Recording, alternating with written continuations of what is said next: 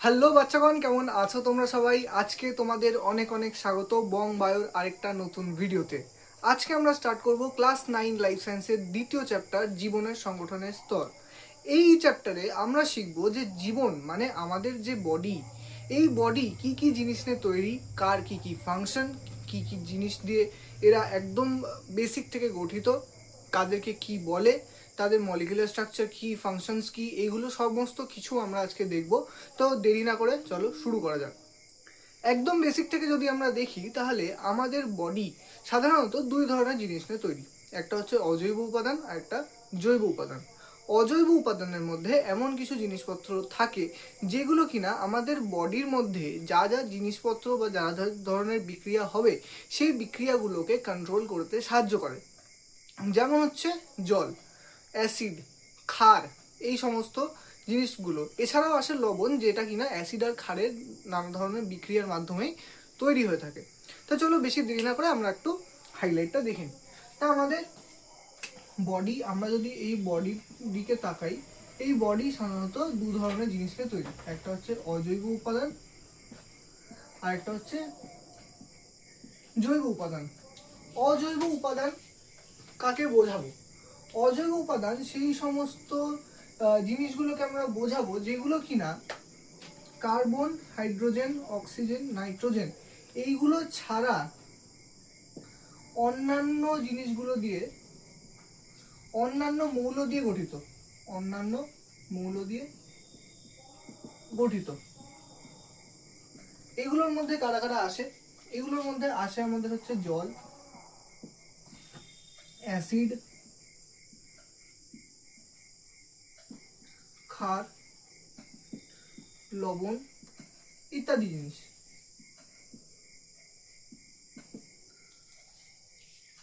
এইগুলো হলো আমাদের অজৈব উপাদান, যেগুলো কিনা আমাদের বডির মধ্যে চলতে থাকা নানা ধরনের যে রাসায়নিক বিক্রিয়াগুলো চলে সেগুলোকে কন্ট্রোল করতে সাহায্য করে।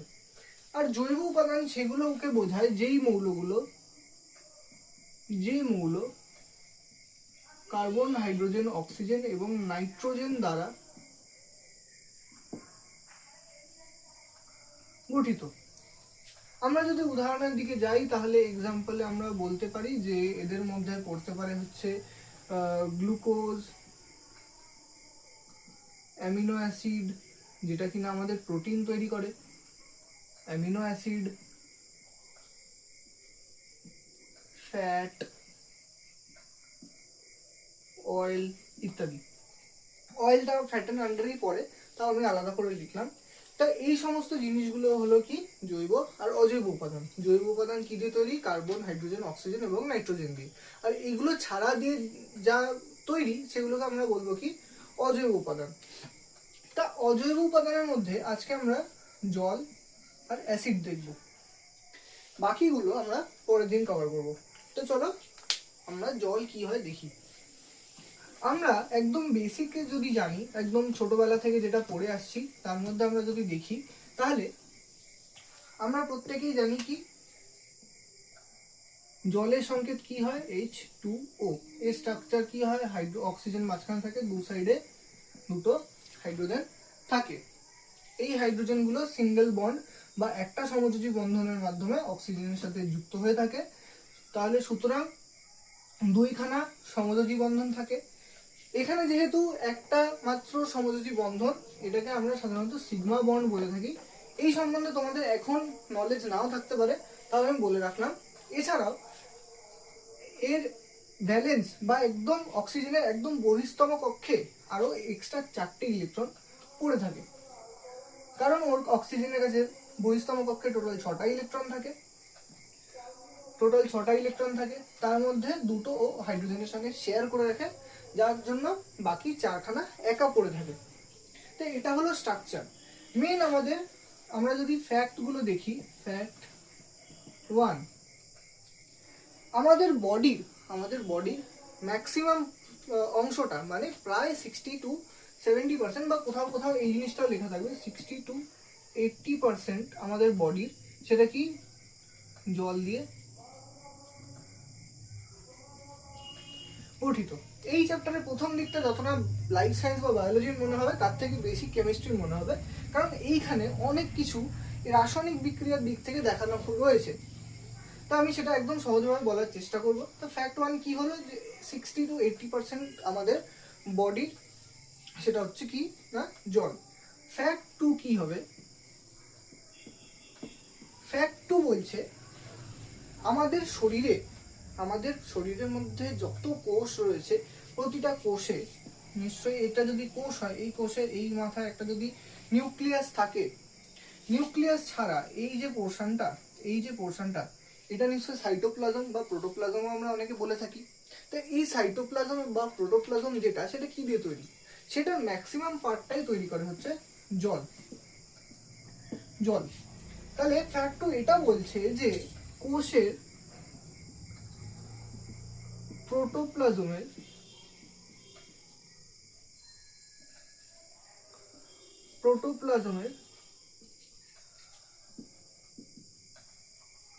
মুখ্য উপাদান হলো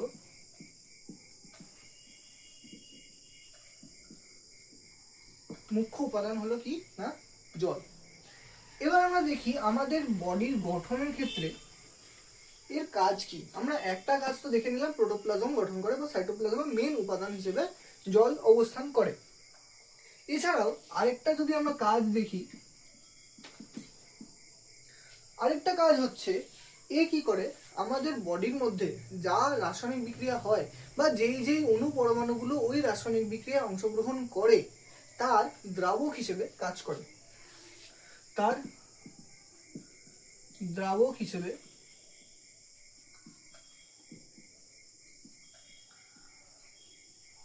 করে, আবার আমাদের শরীরে বিভিন্ন ধরনের তরলের পিএইচ বজায় রাখতেও সাহায্য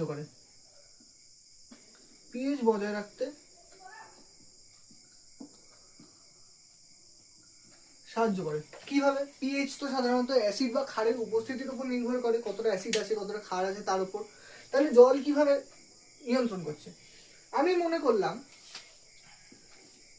আমার কাছে একটা বাটি রয়েছে, এই বাটিতে 10 ml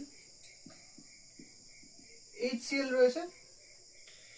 10 ml একদম পুরো 100% মানে একদম পিওর যদি HCl থাকে তাহলে এর পিএইচ অনেক নিচে থাকবে। পিএইচ কত? প্রায় 2 থেকে 3 এর কাছাকাছি থাকবে, কি তারও কম হতে পারে। তাহলে এই 10 ml HCl এর মধ্যে আমি যদি বাইরে থেকে 2 ml জল অ্যাড করে দিই, তাহলে যে 12 ml সলিউশনটা তৈরি হলো, ওর মধ্যে 10 ml HCl plus 2 ml H2O থাকলো। তাহলে এই পুরো 12 ml এর মধ্যে এখন আর 100% না থেকে কিছুটা পরিমাণ কি কমে গেল। তাহলে এর ঘনত্ব যদি কমে যায়, ঘনত্ব কমে গেলে কি পিএইচ মানে অ্যাসিড যে প্রভাবটা, অ্যাসিডের প্রভাবটাও কি কমে যাবে। তাহলে পিএইচটা কি তাহলে 2 বা 3 থেকে একটু উপরে উঠবে, 3 থেকে 4 বা 4 থেকে 5 এর মধ্যে আসবে। তাহলে পিএইচ ব্যালেন্স করাতে কি জল কি কোনোভাবে আমাদের হেল্প করলো? সেম কাজটা যদি এখানে HCl এর জায়গায় NaOH বা যে কোনো তীব্র ক্ষার থাকতো তাহলেও কি সেম জিনিসটা হতো? হ্যাঁ, অবশ্যই হতো। তাহলে ইনডাইরেক্টলি জল কি করছে, আমাদের বডিতে পিএইচ বজায় রাখতেও সাহায্য করছে। তাহলে এটা হলো আমাদের জলের কাজ। জলের স্ট্রাকচার কি হয়, কি কাজ করে, কি গঠন করে, মেন এর ফাংশন কি, এই সমস্ত কিছুই আমরা দেখে নিলাম। এরপরে আমরা দেখবো হচ্ছে অ্যাসিড কি করে, কি দিয়ে গঠিত হয়, কি কাজ না, সবকিছু আমরা দেখব। তা অ্যাসিড আমরা যদি শুনি তাহলে আমরা আমাদের বেসিক একদম সাধারণ কিছু না জানা নলেজ থেকে আমরা বলতে পারি যে হ্যাঁ, অ্যাসিড যে জিনিসটা, সেই জিনিসটা আমরা সাধারণত শুনে থাকি যে কোনো কিছুকে জ্বালিয়ে দেয় বা নষ্ট করে দেয়। কিভাবে নষ্ট করে? আমরা অ্যাসিডের একদম ছোটবেলা থেকে কিছু জিনিসপত্র আমরা জানি, সেটা হচ্ছে কি এদের স্বাদ টক হয়, এইটুকু আমরা জানি। নীল লিটমাসকে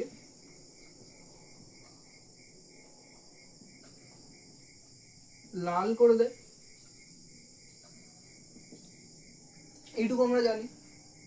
স্বাদে টক হয়, নীল লিটমাসকে লাল করে দেয়।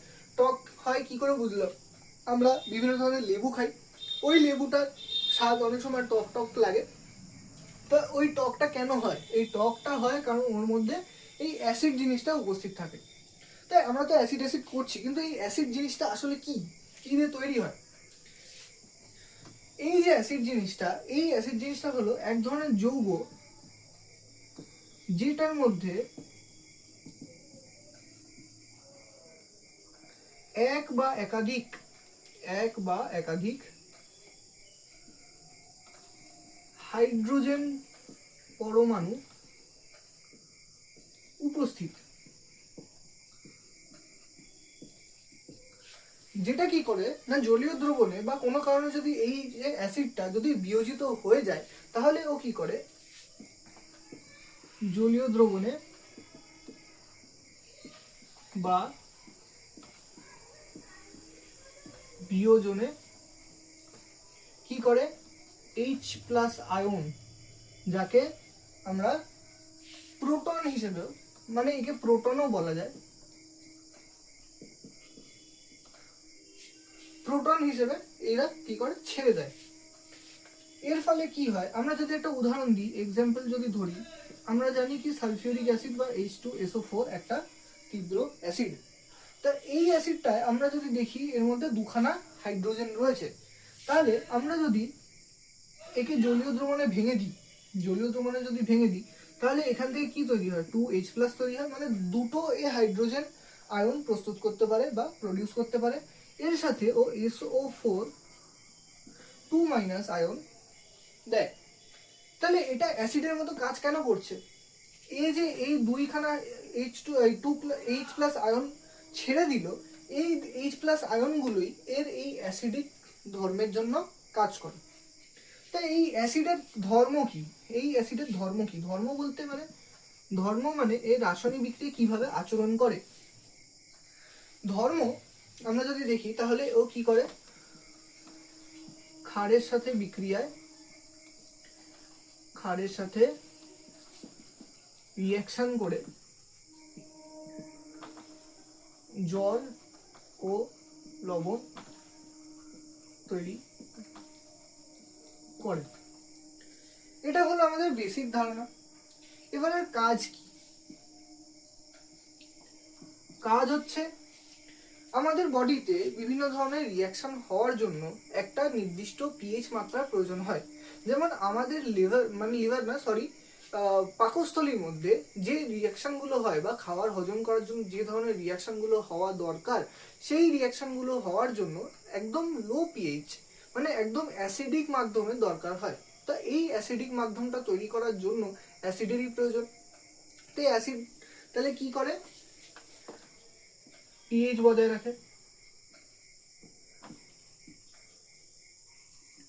আর শরীরে যদি বেশি পরিমাণ ক্ষার তৈরি হয়ে যায়, শরীরে ক্ষারের ঘনত্ব বজায়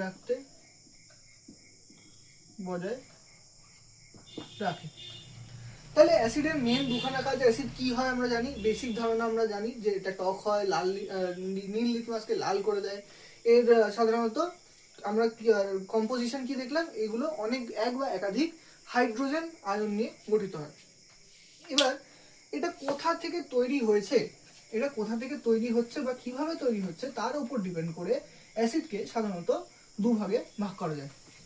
কি কি সেটা, অ্যাসিডকে আমরা কোথা থেকে পাচ্ছি সেটার উপর যদি আমরা ভাগ করি, তাহলে এটাকে আমরা অজৈব বা খনিজ অ্যাসিড, আরেকটা জৈব অ্যাসিড আমরা পেয়ে থাকি। তো অজৈব অ্যাসিড বা খনিজ অ্যাসিডটা কি, যেটা যে ধরনের অ্যাসিড আমরা বিভিন্ন ধরনের খনিজ পদার্থ থেকে পেয়ে থাকি। যেমন ধরো HCl, এই যে HClটা এখানে এই ক্লোরিন শুধুমাত্র তখনই থাকতে পারে যখন কিনা আমরা এই যে HCl এই অ্যাসিডটাকে আমরা খনিজ পদার্থ থেকে তৈরি করব বা বের করে নিয়ে আসবো, তখনই এর মধ্যে ক্লোরিন পাওয়া সম্ভব। আমরা যদি কোনো জীব দেহ থেকে কোনো অ্যাসিড বের করে নিয়ে আসতে চাই, তাহলে তার মধ্যে কি কখনো কোনোভাবে আমরা ক্লোরিন পেতে পারি কোনো যৌগ হিসেবে? তা এই ধরনের যে জিনিসগুলো সেটা হচ্ছে কি না খনিজ অ্যাসিড বা অজৈব অ্যাসিড। আর জৈব অ্যাসিড কি? জৈব অ্যাসিড যখনই বলবে কার্বন, হাইড্রোজেন, অক্সিজেন, নাইট্রোজেন যার মধ্যে রয়েছে সেগুলো হচ্ছে জৈব অ্যাসিড। নাইট্রোজেনকে আমরা সাধারণত ধরি না, কারণ নাইট্রোজেন অনেকটা বেশি পরিমাণে আমাদের কি করে বেসিক অথবা নিউট্রাল ধর্ম দেখায়। এই সাধারণত কি করে অ্যাসিডের মধ্যে থাকে না। হ্যাঁ, তবে থাকতে পারে একটা ক্ষেত্রে, সেটা হচ্ছে HNO2, HNO3 এইগুলোর ক্ষেত্রে অবশ্যই অ্যাসিড হিসেবে কাজ করে থাকে। তা আমি যদি উদাহরণ দিই, এখানে অজৈব অ্যাসিডের আমি একটা উদাহরণ দিলাম HCl। জৈব অ্যাসিডের উদাহরণগুলো কি? অ্যাসিটিক অ্যাসিড মানে হচ্ছে CH3COOH, ফর্মিক অ্যাসিড HCOOH, এই সমস্ত অ্যাসিডগুলো হচ্ছে আমাদের জৈব অ্যাসিড। এবার যদি আমি তীব্রতার উপর ডিপেন্ড করি, তীব্রতার উপর ডিপেন্ড করলে অ্যাসিড সাধারণত আরো দু প্রকার। কি এগুলো? কি অন্য কোনো বেসিস না, এগুলো একই জিনিস। একটা হচ্ছে তীব্র আর একটা হচ্ছে মৃদু। মৃদু সাধারণত জৈব অ্যাসিডগুলোকে বলা হয়। যে জৈব অ্যাসিডগুলো আমাদের কাছে এক্সিস্ট করে সেইগুলো হচ্ছে সাধারণত মৃদু অ্যাসিড বেশিরভাগ ক্ষেত্রে। আর তীব্র অ্যাসিডগুলো হচ্ছে অজৈব অ্যাসিড। যেমন যদি আমরা ধরি HCl, H2SO4, এই সমস্তগুলো। আর জৈব অ্যাসিড যেমন হচ্ছে অ্যাসিটিক অ্যাসিড, যেটা আমি বললাম CH3COOH, HCOOH, এই সমস্তগুলো হচ্ছে জৈব মৃদু অ্যাসিড। মৃদু আর তীব্র কেন বলা হচ্ছে? কারণ এইগুলো মৃদু অ্যাসিডগুলো খুব কম সংখ্যায় হাইড্রোজেন প্রডিউস করতে পারে, বা এই যে হাইড্রোজেনগুলো প্রডিউস করবে তার সচরাচর ক্ষেত্রে অনেকটা কম হতে পারে। এই যেহেতু কম সংখ্যায় হাইড্রোজেন প্রডিউস করছে, তাই জন্য এর কি কাজ করার ক্ষমতা কম, বা এটা বেশি কম তীব্র হয়। আর যেহেতু এই তীব্র বা অজৈব অ্যাসিডগুলো বেশি সংখ্যায় হাইড্রোজেন প্রডিউস করতে পারে, তাই জন্য এগুলোকে কি বলা হয়? তীব্র অ্যাসিড বলা হয়। H3PO4 এও আসে এর মধ্যে। এখানে কতগুলো অ্যাসিড হাইড্রোজেন রয়েছে? 3খানা হাইড্রোজেন রয়েছে, তা অনেক বেশি সংখ্যায় হাইড্রোজেন ছাড়তে পারবে, তাই জন্য এ কি করে না তীব্র অ্যাসিড হিসেবে কাজ করে। তাই আমরা জল আর অ্যাসিডের একদম ডিটেলে যা কিছু হয় আমরা সবকিছু দেখে নিলাম। জল কি কি দিয়ে তৈরি হয়, কি কাজ করে, কি আমাদের বডিতে কি কি ফাংশন করে, কি সিগনিফিকেন্স, সবকিছু আমরা দেখে নিলাম। অ্যাসিডেরও সেম ভাবে কি হয়, কেন ওকে অ্যাসিড বলা হয়, কি কাজ করে, কি দিয়ে গঠিত হয়, আর কার সাথে কি রাসায়নিক বিক্রিয়া করে, এই সমস্ত কিছু আমরা দেখে নিলাম। তা আজকের জন্য এইটুকুই। যদি তোমাদের সেশনটা অবশ্যই ভালো লেগে থাকে লাইক করো, আর যদি চ্যানেলে নতুন হয়ে থাকো তাহলে অবশ্যই সাবস্ক্রাইব করেই যেও, কারণ এরপরে যে ভিডিওগুলো আসবে ওইগুলো তোমাদের জন্য খুব বেশি পরিমাণে ইম্পর্টেন্ট হতে চলেছে। তো থ্যাংক ইউ সো মাচ।